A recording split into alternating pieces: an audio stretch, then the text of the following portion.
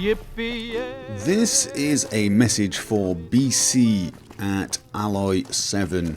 In a recent podcast, you sort of mentioned that you would like to play Fallout 3 on the Fallout New Vegas engine. In fact, you even sort of suggested you'd be willing to pay for that.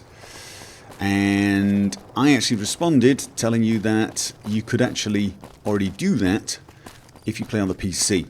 If you own both Fallout New Vegas and Fallout 3, you can actually use a mod called the Tale of Two Wastelands, which will basically allow you to play the entire Fallout 3 game, including the DLC, I believe, on the Fallout New Vegas engine. And you said that you wouldn't do that because you need a controller to play FPS games. And as you probably already guessed, that's exactly what I'm doing. I said I'd look into it, but to look into it, all I did was dig out my controller, which is not an Xbox controller, but it's an Xbox compatible one. It's a Thrustmaster controller. It's actually pretty good, but apparently it does all the same things, and it worked pretty much out of the box without any problems. And actually it is very nice if you want to do smooth movement camera work. I may actually start using this for when doing mod showcases. I couldn't play with this. I just couldn't play like this at all. It's too slow and sluggish, but it's pretty damn smooth. So anyway, yeah, it seems to work just fine. You can do all the usual things. If I go into, I can aim, shoot. I couldn't remember how to reload. There's a reload key. There it is. Of course, probably those of you who are used to using controllers for this type of game will probably figure it out faster than I did, and it only took me a few seconds to figure everything out. You can do everything in the Pip Boy. I'm obviously using a modded Pip Boy here. I can flick between things like this, and just it's all pretty easy actually. A little more difficult to get hotkeyed items, I have found, like changing weapons. I figured out to change 2 weapons, but not all of them. Again, probably controller experts will think I'm a total noob at this sort of thing, and they would actually be correct. So yeah, you can actually do more or less everything, I think. As for how well it integrates with mods, that's difficult to say. For example, I can tell you, wrong button. If I go along to the menu, it's perfectly compatible with the menu. So if you want to change things in the menus, load games, it's all pretty much dead simple. As you can see, I've got a mod configuration option, which is probably new for you. This is a mod in itself that adds the option to other mods to add menu items, as you can see. So for example, my own mod here, Immersive HUD, I can go along and I can change all of the settings, and it seems to work. I'm not completely sure you can change any of the activation keys. I'm assuming that's kind of, NVSE cannot detect controller buttons at this time. So there are some limitations to using a controller on the PC version of the game, but of course if you have a keyboard close to you, you can probably just press those keys when needed. I'm not sure if this is the sort of game you want to play sat on your sofa, but again, if you want to play it on PC, you're probably going to be sat at your desk. There are a few other minor niggles, probably because I never managed to get my the mod working with controller, because I've never actually tried. I may actually, as soon as I've done this, try and get some compatibility. For example, I've got it so when you aim with the mouse, the crosshair appears, and that doesn't work with the controller version of the aim. However, I could just select crosshairs and activate when weapon is out instead, and that should work as soon as I've got my weapon out now. There you go, I've got a crosshair. And how the hell did I put the weapon away?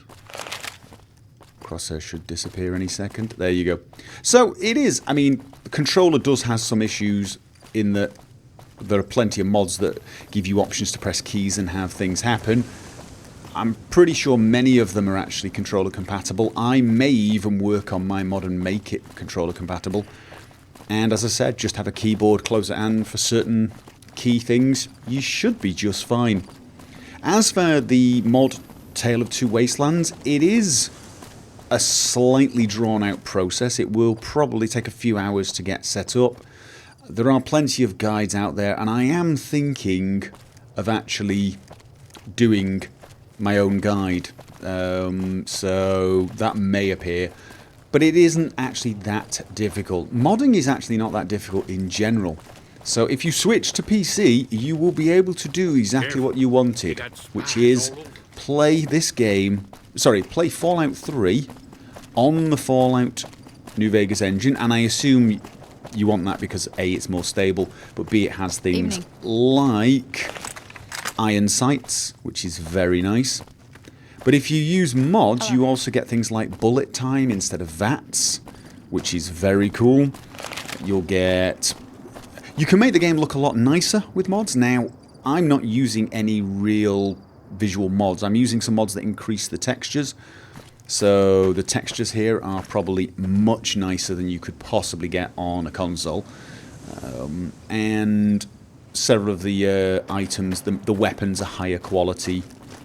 Not sure if you can actually see it on this video, but the weapons are actually much higher quality textures. But there are actually a lot of mods that will improve the lighting and so on. I do actually use a depth of field mod. It's my own mod. You'll probably see the character go a little blurred when we look into the distance. Again, all of these things are pretty optional, and you get those options if you go to PC. And honestly, once you've played a game like this with mods, well, let's just say it's hard to go back to the vanilla game. It is a whole different experience, not just because it looks nicer, but because there are so many options, and that includes content. There are so many really good quest mods. In fact, if you look behind me, these two gentlemen, this is Russell. He is from a mod that comes with a rather long quest. It's a pretty long quest line. And this here, Doc Friday, he's from a quest mod called New Vegas Bounties 2, which is a quest mod that puts you as a bounty hunter and is fairly long and drawn out. I don't know how many hours of play there are between those two mods alone, but it's probably 20 plus hours. Of course, there's New Vegas Bounties 1. There was, I mean, I could keep listing them. There are probably hundreds upon hundreds of hours of content mods. So not only will the game be better, feel better, look better, you'll also have a lot more to do.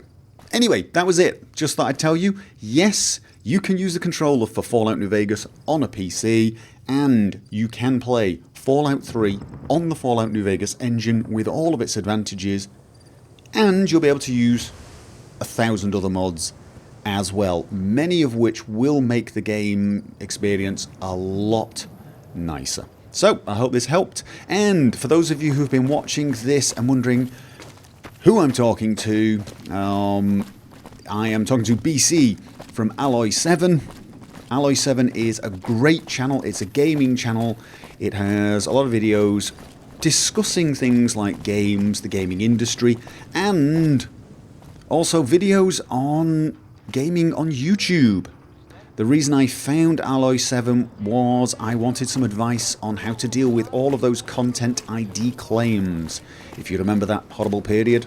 And this gentleman was kind enough to give me some advice, both in his videos and in a personal response, that really did help. So a big thank you for that. And for those of you watching, if you enjoy intelligent, adult and family-friendly discussions about gaming, you should check his channel out. There are a lot of interesting topics brought up, a lot of very interesting conversations going on under his videos. I post on quite a few of them now. Well worth checking out. And that song ain't so very far from wrong.